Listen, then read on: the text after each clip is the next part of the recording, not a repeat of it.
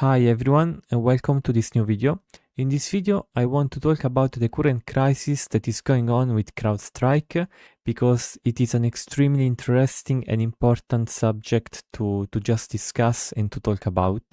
And I'm not gonna try, so this is gonna be a more news oriented video, you could say, but I will also try to give some kind of concept, some kind of intuition with respect to the various ideas that came at play for bringing this current crisis. So I hope the video is going to be useful for understanding more what is happening. If you have any feedback, please leave it in the comments. Support me by subscribing to the channel and leaving feedback, and that's it. Enjoy the video. So here I prepared a bunch of questions. There are no answers written, so we'll answer them together. So the first one, of course, is, okay, what is CrowdStrike? So CrowdStrike is a cybersecurity company that works in the US, in the United States, but also worldwide, and they offer specifically various services, various products that help to protect against cybersecurity threats. So we're talking about malware, ransomware, and things of the sort.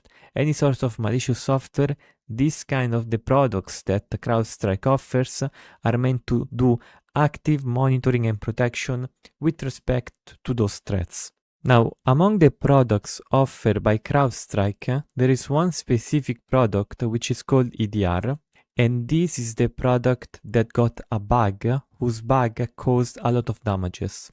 Like if you go into Google, we search for CrowdStrike, we see a lot of errors, a lot of all of the damage that is currently going on for this particular problem. Even the stock of the company went down a lot. Currently is 11%, could be more. It's like a lot of damages. Now, why did this happen to this EDR and what is this EDR? So this EDR stands for Endpoint Detection and Response. So this EDR is a particular type of software. So here we're talking about software, it's very important, that runs on endpoint devices.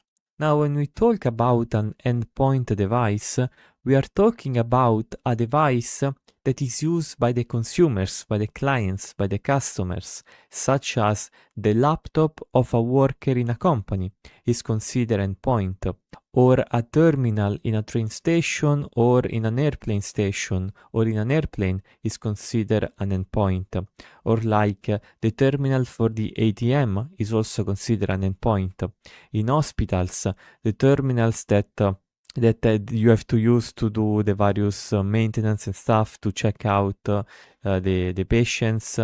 And so the idea essentially of an endpoint device is that those devices are the ones used in the field by the people, which means that the risk of getting malware, of getting malicious threats is typically higher than a server within like a data center that I can control better, that the company can control better. So we have this EDR. Now, of course, to provide this kind of detection and response, the software has to analyze all the other programs that run within that same machine. I mean, I have a machine, I have a laptop, I have an embedded device, whatever it is. It runs many different processes, and one of those is the EDR of CrowdStrike. I think it's called Falcon. So it's sort of like their EDR software. So Falcon has to be able to analyze the memory, the instruction of the other programs while they run on the machine.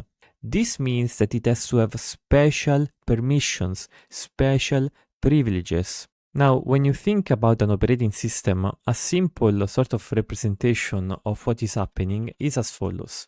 You have different layers of software. You have the user space, then you have the kernel space, and then you have the hardware. So user space and kernel space are software, they run on software, and then there is the hardware itself.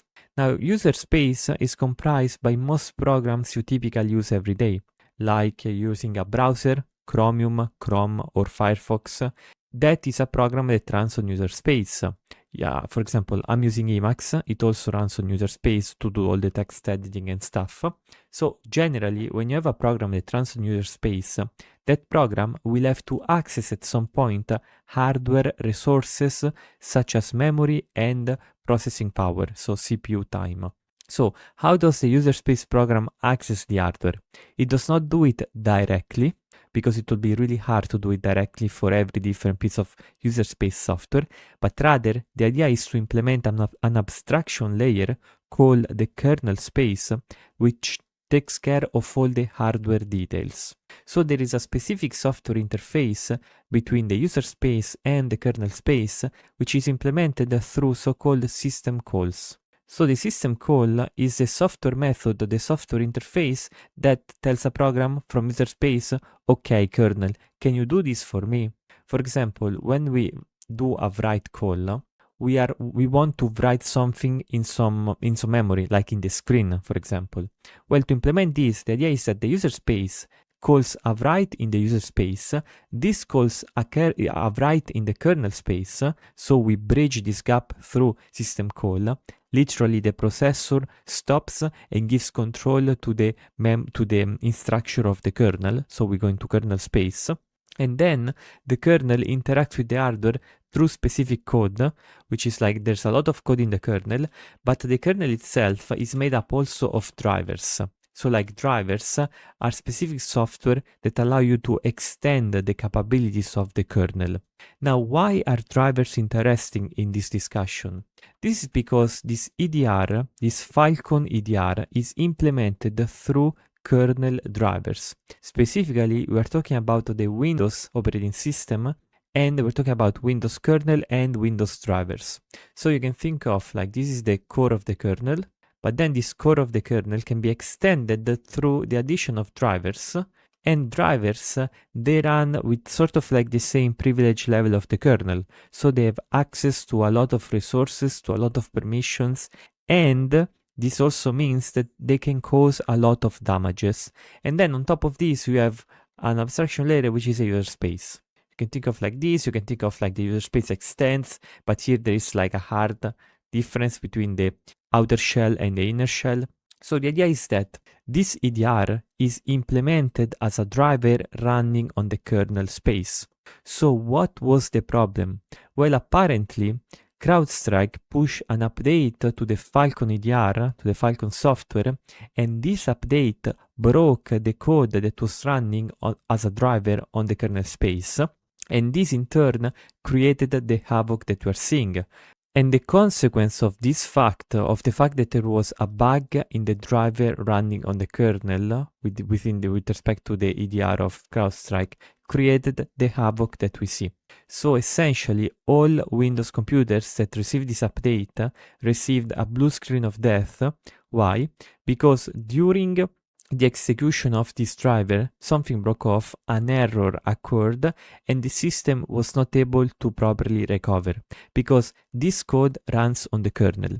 If the error was on a user space program, this havoc wouldn't happen, because if you crash a user space program, like if your Chromium instance crashes or whatever software crashes, the kernel is able to recover the error situation and to keep the system going as it is without any issue whatsoever.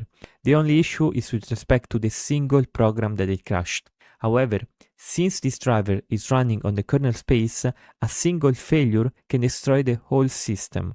So essentially this is what happened, and this is why there's like such havoc. Essentially, from what I can see here, there are around 8 million Windows devices that got infected, and this is like really hard. So CrowdStrike released this technical description of the update on July 19 as part of ongoing operation, release a sensor configuration update to Windows system. Sensor configuration are an ongoing part, so it's just normal procedure for them.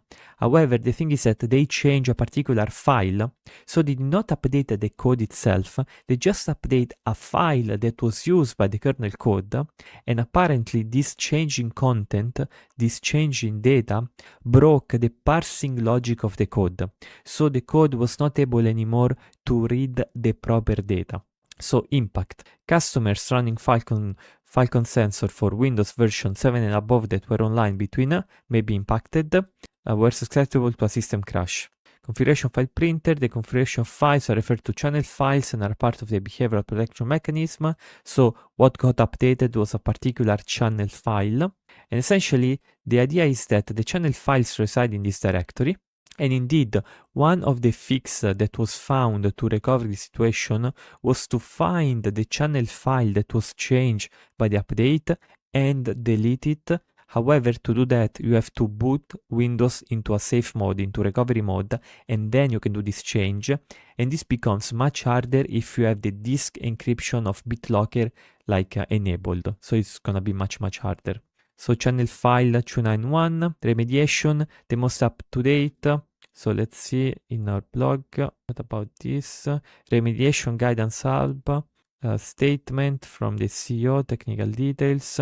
So yeah, you just have to go into this directory and you have to remove files matching this globbing pattern. So here you just have to find the file in your machine that starts with this 0000291 and then ends with whatever specific to your machine, and you have to delete that. And once you delete it, you reboot it, you will not have any problem, because just you remove the file, the parsing logic will probably not execute, and then you will not find the mistake. Now, currently, there is no root cause analysis on this, and with root cause analysis, we mean to understand deeply the chain of execution that led to the issue. So currently, there are no official information on this. I saw some people on Twitter saying that it was a null reference, but there is no confirmation on that, so we don't really know. However, what is important to know is that essentially what happened is that there was this file, this channel file. This channel file, of course, was read. Channel file was read by this kernel code. This kernel code had some bug in it with respect to the parsing logic to read the contents of this file, and this crashed the entire system. So the consequences are really hard to measure right now, because this happened already, I believe, 1.5 days ago, almost 2 days ago, and we're still recovering from it. Why? Because a lot of devices were updated. I've read around 8 million, if that was not mistaken, but a lot of Windows hosts were updated. And to actually perform the fix, it seems like you have to manually boot into each one machine, go into the file system, remove the file, reboot the machine, and you have it working back again. I mean, this is not an issue if it happens to your computer specifically, because you can do it pretty easily. However, for non-technical people, for people just working in the field in various industries, their computers are now bricked and they cannot do it because they don't have the technical expertise to do it. And also, just the sheer amount of devices is kinda scary. And this brings me up to the last topic that I want to discuss, is about software fragility, because this thing that happened with CrowdStrike, I think, it's a careful reminder that software is a fragile technology. And when I talk about fragility here, I'm referring to the idea that small changes can lead to drastic consequences. So in this case, for example, a single file, changing the bytes of a single file, crashed 8 million devices. This is an important lesson in the history of software, because it means that we have to be extremely careful about this sort of stuff. Otherwise, we are going into a direction that is scary, where we digitalize everything, we create ever more complex software, and then when everything is controlled by the same software, we change one thing, one byte, one file in for that software, and everything breaks down, and we have no longer access to critical services such as hospital, train lines, airplanes, ATMs, and stuff like that. And it could be really havoc for society at large. So this is one of the scary aspects of software, especially when we talk about software at scale, software that runs on most devices at such a low level. Because once again, remember, this is the problem. This should be considered highly critical code, because it runs on the kernel layer. And if anything goes wrong at that layer, we are just completely messed up, because everything will break, everything will just explode. And this is all because it's just kernel code. Now, there could be a lot of discussion with respect to how useful these ADRs are. I will leave them for later discussion, for later videos. Some people say that they are not that useful, that they can be bypassed by threat actors. So it's all interesting to analyze more and more. So I hope the video was interesting and useful. If it was so, please leave some comments in the feedback. Also, let me know what you think about software fragility and what we can do to sort of like avoid these doom scenarios, which apparently we are in one right now. And that's it.